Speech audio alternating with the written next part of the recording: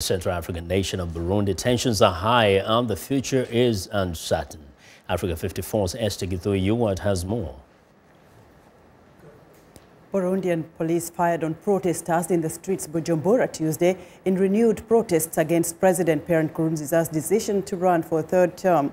A weekend summit of African leaders failed to convince Mr. Nkurunziza to halt his bid.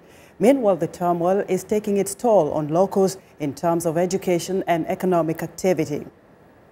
This definitely is not Mugisha owns a cell phone shop in the capital's central business district and has opened his store only 3 times in the past 2 weeks. He says sales have dropped.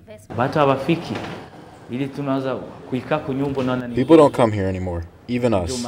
We only come because we can't just stay in the house and do nothing. So we open once in a while, hoping we can sell something. The central business district has largely escaped the worst of the recent violence, but 2 grenade attacks last week have sparked fears that the area is unsafe.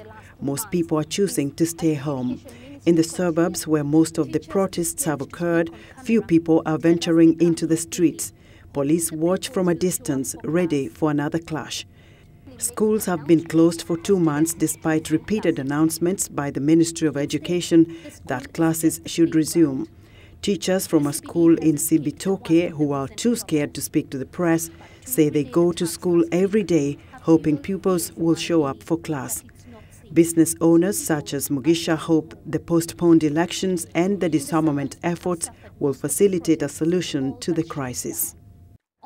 The crisis is the worst since the end of an ethnically fueled civil war in 2005.